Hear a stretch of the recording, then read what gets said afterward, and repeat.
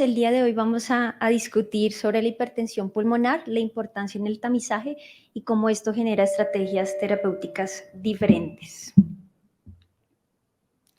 Esta es la agenda propuesta para el día de hoy. Vamos a conversar de los nuevos cambios en el diagnóstico hemodinámico en la actualización de las guías.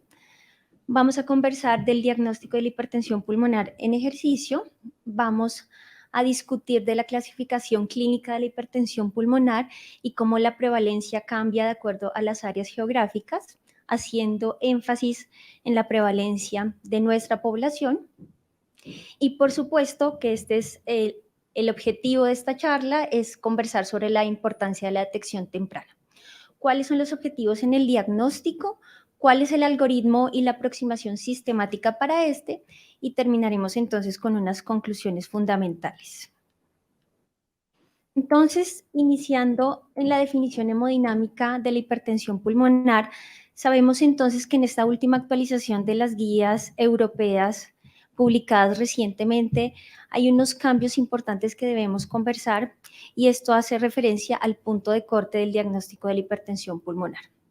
Tenemos entonces que el diagnóstico hemodinámico, que es la forma confirmatoria del diagnóstico de hipertensión pulmonar, tenemos una presión en la arteria pulmonar media con un punto de corte diferente. Este punto de corte, excúsenme que no se mueve el puntero.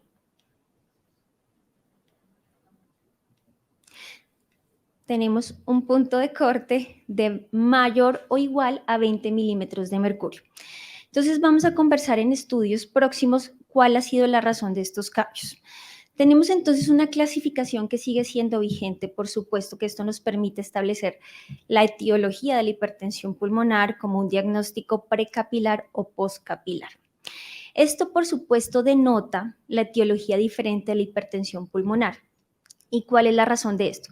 Es que la hipertensión pulmonar es un conjunto heterogéneo de una condición clínica que representa un aumento de la presión de la arteria pulmonar.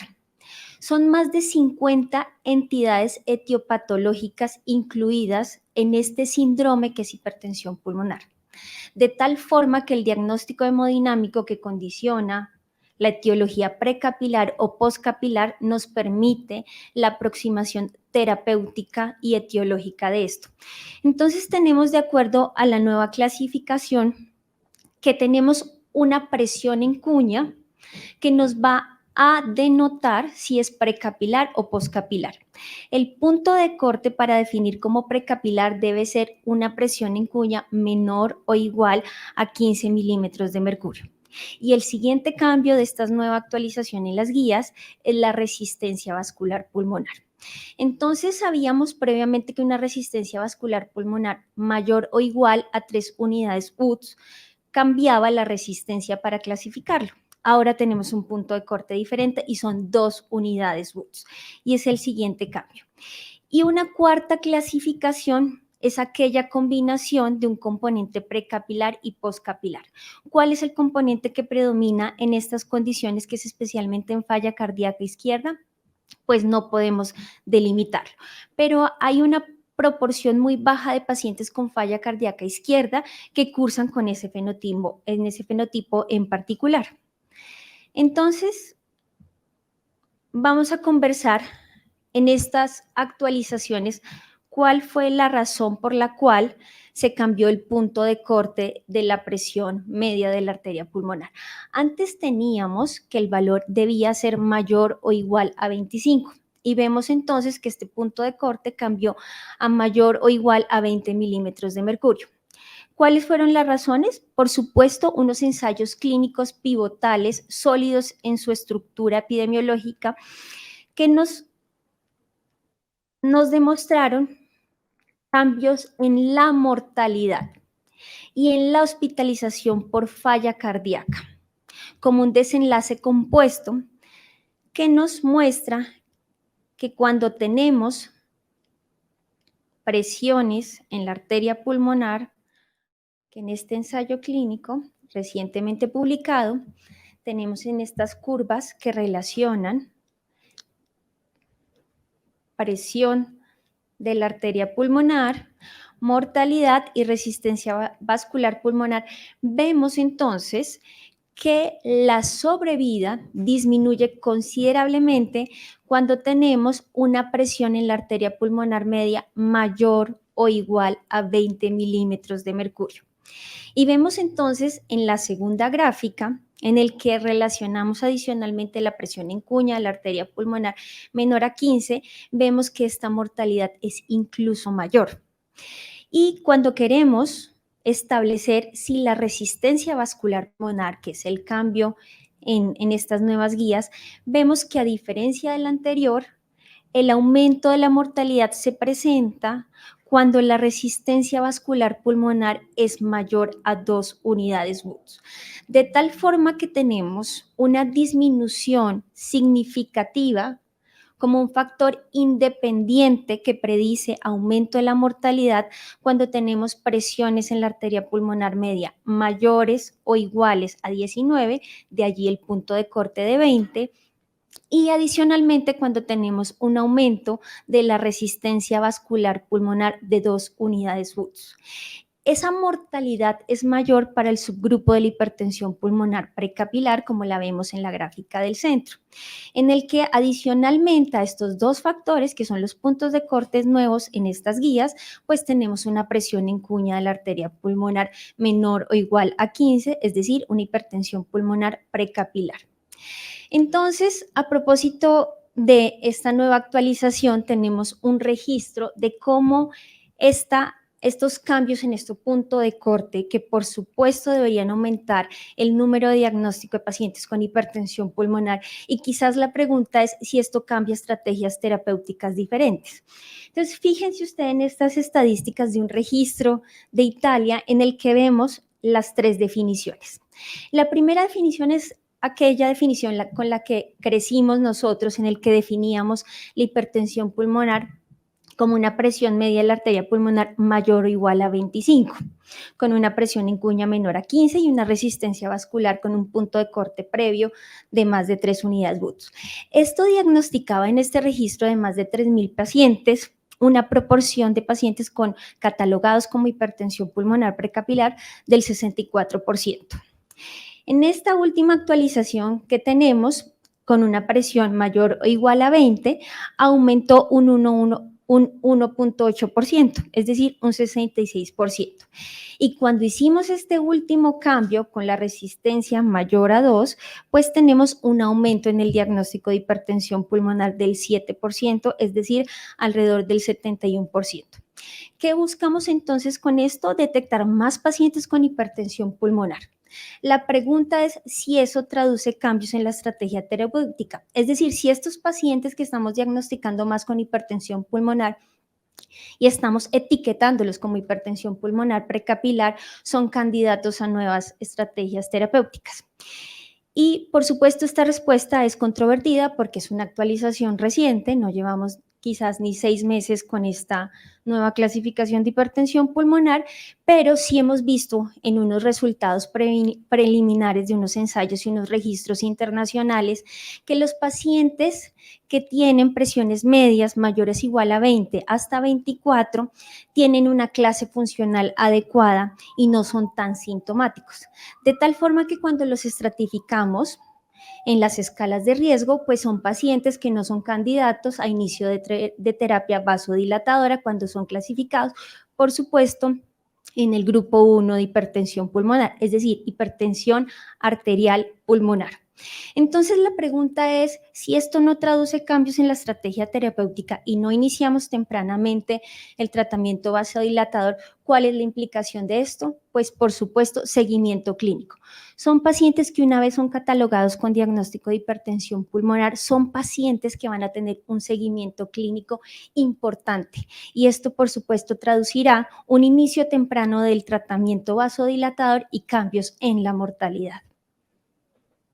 Entonces, vemos, por supuesto, cómo la sobrevida cambia considerablemente en los pacientes en los que catalogamos tempranamente como hipertensión pulmonar. Vemos tasas de mortalidad al año con una resistencia vascular mayor o igual a 2 unidades Woods del 20%. Y cuando tienen menos de 2 unidades Woods, la mortalidad disminuye hasta del 11%. Esto, por supuesto, cambia significativamente la mortalidad en hipertensión pulmonar, de tal forma que es una estrategia diagnóstica diferente que busca catalogar más pacientes con hipertensión pulmonar. No obstante, vemos con una baja frecuencia, pero no despreciable, aquellos pacientes que ahora cumplen con diagnóstico de hipertensión pulmonar con el criterio de la presión media de la arteria pulmonar, pero no cumplen con los otros criterios, es decir, tienen una resistencia vascular pulmonar menor o igual a 2 unidades Wood y tenemos una presión en cuña de la arteria pulmonar menor o igual a 15. Entonces, ¿qué hacemos con estos pacientes? Entonces, esta nueva actualización de las guías nos habla un poquito más de este tema y entonces lo clasificamos ahora como hipertensión pulmonar no clasificada. ¿Y qué representa esto? Sabemos entonces que fisiopatológicamente esto implica un aumento del flujo sanguíneo pulmonar. ¿Y qué condiciones pueden llevar a esto? Pues nuestra tarea clínica es determinar cuáles pueden ser las causas de este aumento del flujo sanguíneo pulmonar que están generando un aumento de la presión de la arteria pulmonar media. Y ya sabiendo previamente con estos estudios tan robustos que esto aumenta la mortalidad, pues es nuestra responsabilidad como clínicos determinar cuáles podrían ser estas causas. ¿Y cuáles tenemos entonces? La cardiopatía congénita, una enfermedad hepática temprana, una enfermedad de las vías respiratorias que ya conversamos previamente, una enfermedad pulmonar que no hemos diagnosticado o un hipertiroidismo. Y en estas últimas guías también nos hacen una mención especial en que todos los pacientes que tienen un aumento en la presión media de la arteria pulmonar deben tener estudios de pruebas de función tiroidea, porque esto es una causa importante de aumento de la presión de la arteria pulmonar, y dos otras causas infecciosas que ya vamos a hablar, como la infección por VIH. Y vamos a discutirlo ampliamente en los estudios de prevalencia de etiología de nuestra población. Entonces, debemos mencionar un apartado especial que se amplía en la última actualización y es la hipertensión pulmonar del ejercicio. Entonces, quizás esto no era tan importante en las guías previas, pero ahora hemos visto que a quienes diagnosticamos como este aumento de la presión de la arteria pulmonar inducida por la actividad física, tienen mayor restricción para el ejercicio y esto podría, pero no está determinado, aumentar la mortalidad. Y entonces existe una nueva definición de la hipertensión pulmonar inducida por el ejercicio. Y teníamos antes unas variables que utilizábamos que no tenían claridad en el punto de corte para diagnosticarla. Entonces teníamos una relación de la presión media de la arteria pulmonar sobre el gasto cardíaco, teníamos otra relación de la presión en cuña de la arteria pulmonar sobre el gasto cardíaco y teníamos otra relación con el gradiente transpulmonar. Y no teníamos claro cuáles eran los puntos de corte. ¿Y por qué no lo teníamos tan claro? Porque son variables hemodinámicas que cambian considerablemente de acuerdo al grupo etiológico, el grupo de edad y están influenciadas significativamente por otras condiciones, por la posición del paciente, por el momento en el que hacemos la hemodinamia del paciente. Y esas eran razones funcionales que generaban que no se establecieran puntos de corte para esto. Pero por supuesto se han realizado estudios que nos han mostrado que de estas tres relaciones hemodinámicas que nos habla el cateterismo cardíaco, la que se relaciona con mayor solidez en diagnosticar la hipertensión pulmonar inducida por el ejercicio es la relación o la pendiente de la presión media de la arteria pulmonar sobre el gasto cardíaco. Y fíjense entonces que esta es una relación que nosotros podemos calcular rápidamente con la hemodinamia del cateterismo cardíaco derecho. Sabemos entonces que los valores normales, que son dependientes de la edad, son menores, son de un punto de corte de 1.6 a 3.3 unidades Wood. No obstante, en pacientes jóvenes tienden a ser valores menores a 1.6. y en pacientes mayores tienden a estar en el límite superior que es 0.3. Pero se estableció con estudios en el que se relacionaron la presión media de la arteria pulmonar, el gasto cardíaco y la pendiente que se desarrollaba en esto en los diferentes grupos de edades, que la sobrevida disminuía considerablemente cuando teníamos una pendiente mayor o igual a 3 unidades Woods. Y es que esto es un valor significativo cuando tenemos pacientes con marcada disnea, que no tenemos una causa esclarecida de su restricción en la capacidad del ejercicio, que es una consulta muy frecuente para los cardiólogos y para los neumólogos. De tal forma que esto es un avance significativo en estudios adicionales en pacientes con una restricción al ejercicio. Es importante mencionar que tenemos otras pruebas diagnósticas que utilizamos también en el algoritmo sistemático de la aproximación de la hipertensión pulmonar, como el test de ejercicio cardiopulmonar, que nos ofrece valores adicionales que corroboran esta restricción al ejercicio. En los pacientes con cardiopatía izquierda, tener una hipertensión pulmonar inducida por el ejercicio con este punto de corte mayor o igual a unidades 3 Wood es importante porque son pacientes que tienen alto riesgo de progresión a hipertensión pulmonar y requieren un seguimiento mucho más estricto. Bueno, entonces vamos a conversar de la clasificación clínica de la hipertensión pulmonar y quisiera hacerles mención de las modificaciones en la última guía. Entonces tenemos que los pacientes del grupo 1 tenemos una actualización importante y es la capacidad de respuesta al test de vasorreactividad. Entonces, en este grupo 1, que recordemos que es el grupo de hipertensión arterial pulmonar, se presenta una nueva adición, especialmente en la hipertensión pulmonar idiopática. Idiopática es aquella hipertensión que cumple todos los criterios de precapilar y tenemos un estudio genético que no nos mostró una alteración susceptible para desarrollar la hipertensión pulmonar, pero por supuesto sabemos en el contexto fisiopatológico que existe una condición que genera un aumento de la presión de la arteria pulmonar. Entonces, lo clasificamos ahora como no respondedores y respondedores agudos. Y ya vamos a hablar de la importancia de esta nueva clasificación. Entonces, en relación al grupo 2, no hubo cambios en la clasificación. En el grupo 3 existe una salvedad.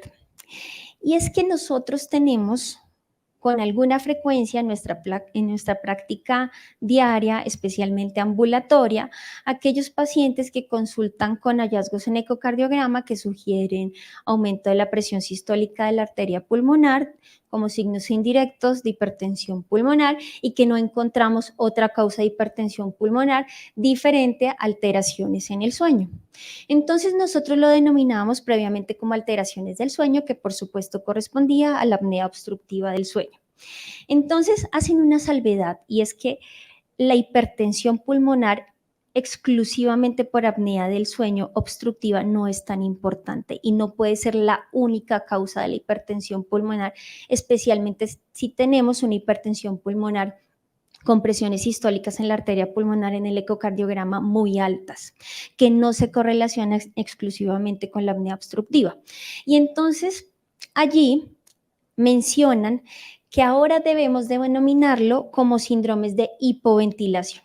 Y lo que sí se relaciona con aumento de la presión en la arteria pulmonar es el síndrome de hipoventilación, porque son pacientes que durante el sueño tienen aumentos significativos de la PCO2 que logran perpetuarse durante el día y que eso sí definitivamente condiciona un aumento de la presión de la arteria pulmonar. ¿Qué esperaríamos con estos pacientes? Tratarlos por lo menos durante 3 a 4 meses solucionando la hipoventilación alveolar, disminuyendo los valores séricos de la PCO2, iniciando terapias con presión positiva nocturna o ofreciendo una terapia de oxígeno a largo plazo y evaluamos nuevamente con ecocardiograma si la presión sistólica de la arteria pulmonar disminuyó. Eso en relación al grupo 3 de los pacientes de la etiología que corresponde a la hipoxemia o enfermedad pulmonar. En el grupo 4 no hubo cambios en la clasificación y en el grupo 5, que hace referencia a aquella etiología no tan clara o aspectos multifactoriales que generan aumento de la presión pulmonar, que puede ser un grupo de hipertensión pulmonar combinada precapilar y postcapilar.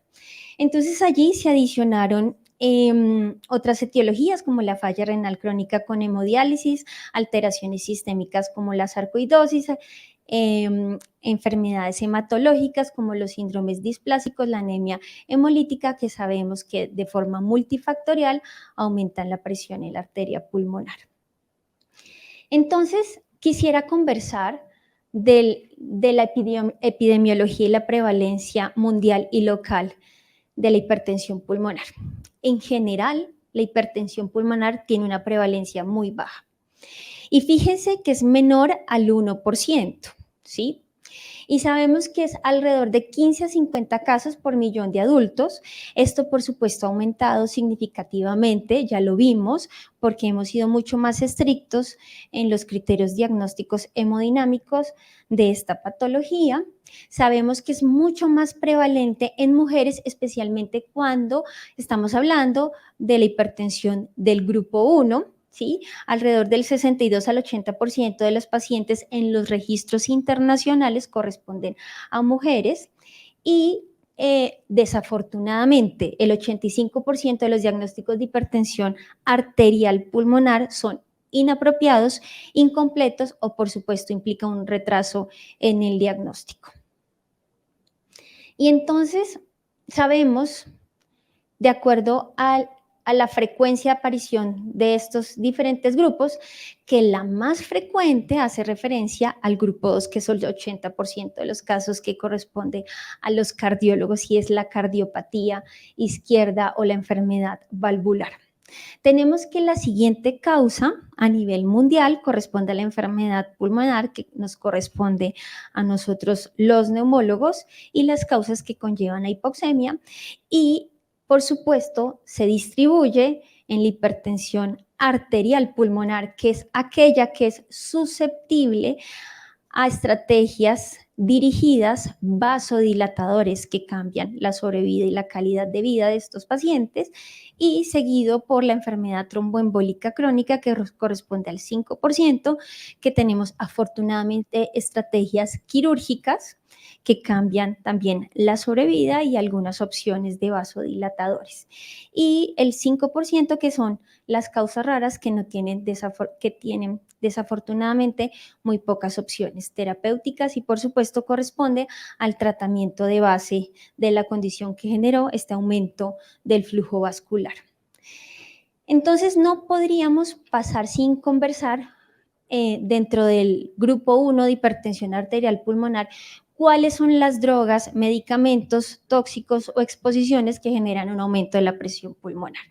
Y es que esto es importante porque no ha cambiado respecto a las guías previas y tenemos una clasificación por definitiva y posible. Definitiva hace referencia a brotes que se han presentado de hipertensión pulmonar con alguna exposición, series de casos o cortes que nos hablan de una relación directa de estos medicamentos que ya conocemos previamente, que son algunos anorexigénicos, por supuesto medicamentos o exposiciones simpático-miméticas como la cocaína, las metanfetaminas, y tenemos asociaciones posibles que solo corresponden a descripciones de series de casos o casos aislados, y esta es una lista importante que debemos tener en mente. ¿Y por qué debemos tener en mente?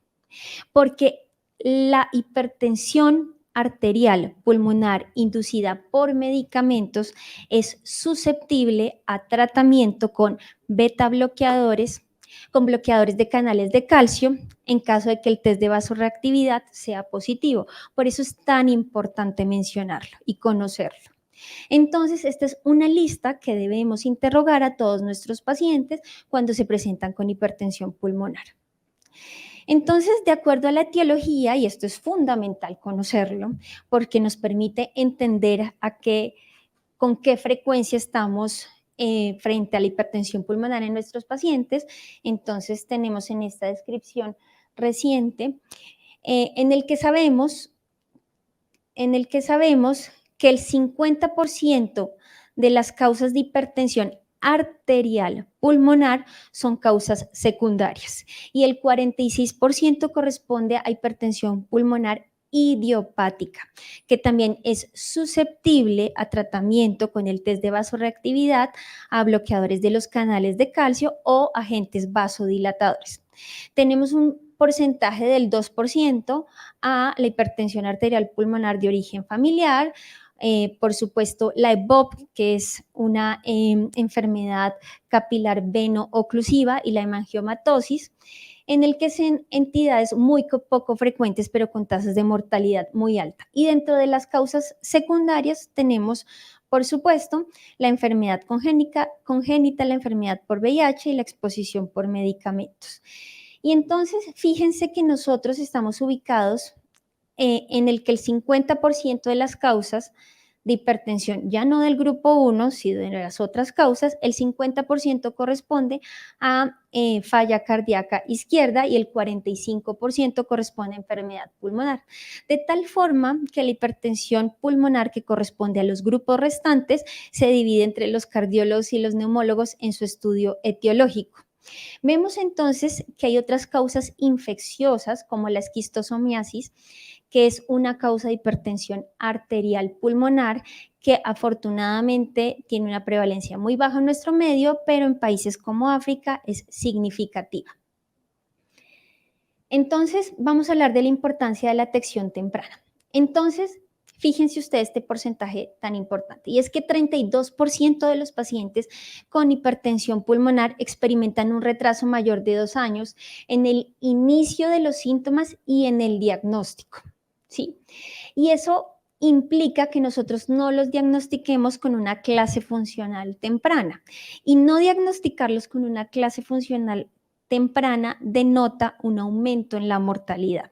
Entonces, fíjense en estas curvas de sobrevida que vemos que los pacientes que son diagnosticados de forma tardía, pues tienen tasas de mortalidad significativamente altas en comparación con los pacientes que diagnosticamos tempranamente.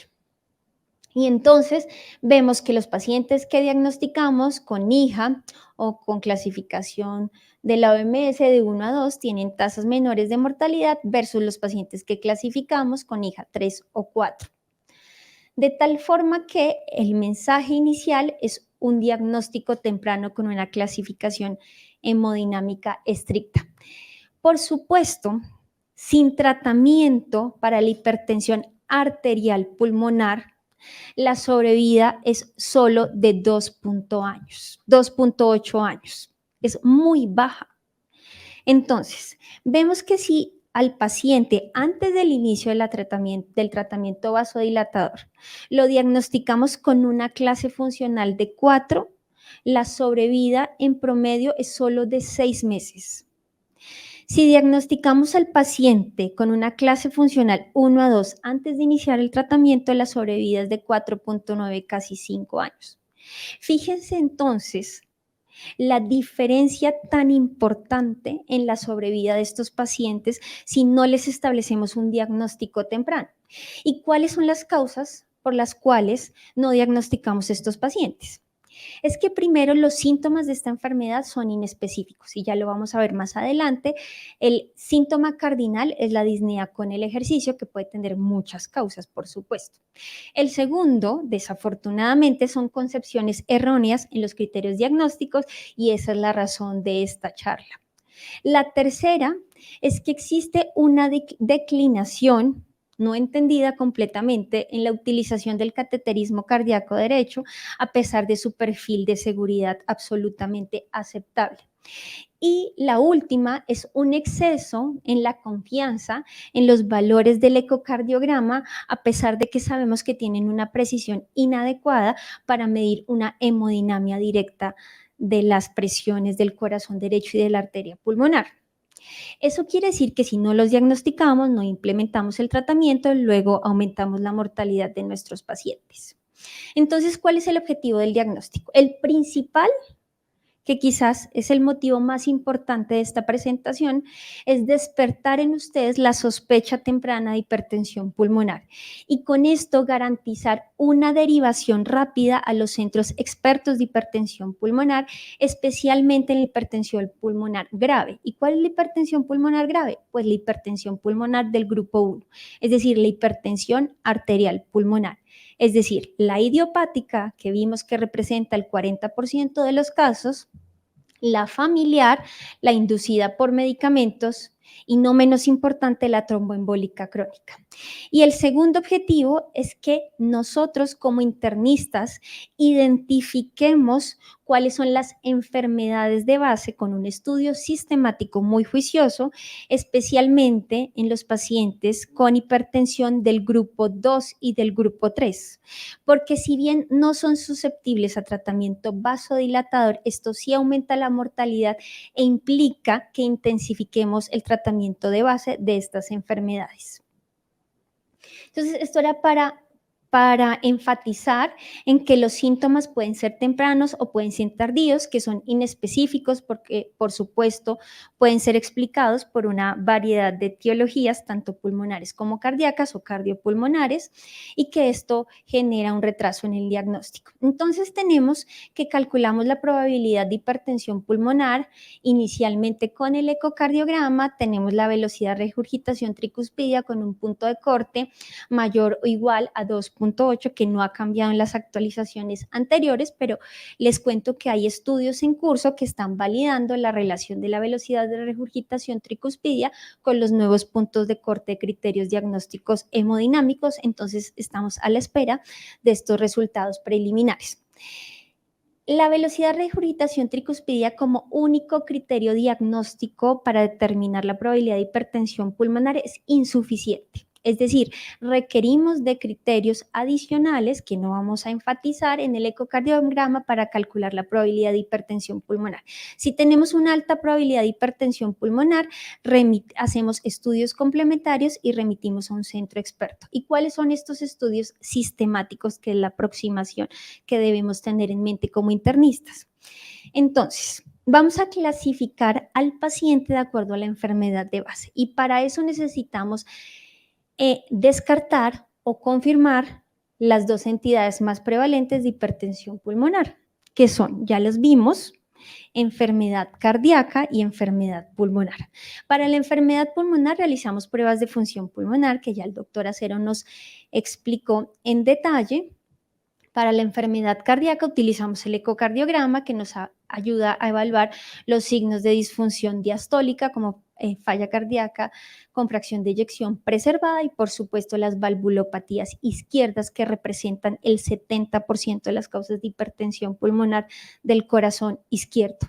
Complementamos los estudios con unos gases arteriales para evaluar el grado de hipoxemia o el aumento de la PCO2 como causa de aumento de la presión de la arteria pulmonar y por supuesto una radiografía de tórax y si queremos evaluar enfermedad parenquimatosa pulmonar, una tomografía de tórax. Dentro de los estudios serológicos tomamos un valor de BNP o de NT-proBNP para mirar el grado de disfunción como un marcador de estratificación de riesgo de la hipertensión pulmonar para establecer el inicio de la terapia vasodilatadora en caso de que sea candidato siendo del grupo 1 y un nuevo cambio es que ya no requerimos de la troponina en esta estratificación inicial para clasificar la enfermedad. Solo la requerimos cuando vamos a estratificarla de acuerdo al riesgo, una vez ya hayamos establecido el diagnóstico confirmado de hipertensión pulmonar. Entonces, vamos a hacer algunas salvedades en relación al cateterismo cardíaco derecho. Entonces, el cateterismo cardíaco derecho tiene, como ya les mencioné previamente, tiene un perfil de seguridad absolutamente bueno. La tasa de eventos adversos graves es solo del 1% y la mortalidad relacionada con el procedimiento es menos del 0.05%. ¿Cuál es la complicación más temida? Pues es una perforación de la arteria pulmonar o una perforación del miocardio que se presenta con una muy baja frecuencia de casos. ¿Cuáles son las contraindicaciones para realizar este procedimiento? Pues que tenga un trombo, un tumor conocido en el ventrículo derecho, en el corazón derecho en general, que tenga un marcapasos, una válvula cardíaca o modificaciones de la válvula, porque eso generaría desplazamiento de los electrodos o una infección aguda. Si no hay ninguna de estas contraindicaciones, con un perfil muy seguro en la realización del procedimiento en el que tenemos que las variables hemodinámicas que denotan un cambio en el pronóstico es el examen de elección de la confirmación de la hipertensión pulmonar.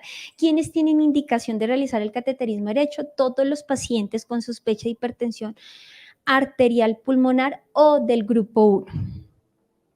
Y en pacientes en el que el cateterismo y los resultados hemodinámicos generan un cambio en la estrategia de tratamiento, especialmente en los pacientes que van a ser llevados a trasplante cardíaco, trasplante pulmonar, trasplante hepático o una valvulopatía congénita que implica un tratamiento quirúrgico. Entonces, quiero mencionar algo que ha sido motivo de discusión amplio en esta nueva actualización y es el test de vasorreactividad. El test de vasorreactividad, y quiero ser enfática en esto, está indicado exclusivamente en pacientes con hipertensión arterial pulmonar idiopática, familiar e inducida por medicamentos. Solo en este grupo de estas entidades está indicado el test de vasorreactividad y esta es la respuesta para definir si es positivo y está recomendado realizarlo con óxido nítrico o con iloprost inhalado. Y es que esto representa o no la respuesta al tratamiento con dosis altas de bloqueadores de canales de calcio. Y fíjese usted en este registro italiano en el que vemos que la sobrevida es mayor para los pacientes con hipertensión pulmonar idiopática que responden al test de vasorreactividad y son susceptibles a ser tratados a largo plazo con dosis altas de los bloqueadores de canales de calcio. Entonces, fíjese en estos estudios de hemodinamia cómo definitivamente el gasto cardíaco, la resistencia vascular pulmonar y las variables subrogadas de mortalidad como la caminata de 6 minutos mejoran considerablemente y estadísticamente significativo con el tratamiento con bloqueadores de los canales de calcio. De allí la importancia en ser enfáticos en un protocolo estandarizado para la realización de este test en estos pacientes. Entonces, para terminar, ¿cuáles son las conclusiones y los mensajes para llevar a casa? La hipertensión pulmonar es un importante problema de salud mundial a pesar de su baja prevalencia, pero con tasas considerablemente altas de morbilidad y mortalidad, especialmente de limitación funcional. Todos los grupos de edad se ven afectados y especialmente las mujeres en el grupo 1 de hipertensión arterial. Independientemente de la etiología subyacente, el desarrollo de la hipertensión pulmonar se desarrolla con un empeoramiento de los síntomas y una mayor mortalidad. En los países en desarrollo como nosotros, la cardiopatía coronaria, algunas enfermedades infecciosas como la esquistosomiasis y el VIH, y por supuesto nosotros que vivimos a una altura mayor a 2.500 metros, son causas importantes pero poco estudiadas de hipertensión pulmonar. El retraso en el diagnóstico, que quizás es el mensaje más importante de esta presentación, disminuye considerablemente la sobrevida de estos pacientes cuando no iniciamos el tratamiento. La ecocardiografía se recomienda como la primera herramienta diagnóstica para sospechar, pero no para confirmar la hipertensión pulmonar, y se recomienda entonces el cateterismo derecho para confirmar el diagnóstico de hipertensión arterial pulmonar y está especialmente indicado en los pacientes con enfermedad pulmonar tromboembólica crónica para respaldar las decisiones en el tratamiento con tratamiento vasodilatador o con el test de vasorreactividad positiva con bloqueadores de los canales de calcio. Y eso es todo. Muchas gracias.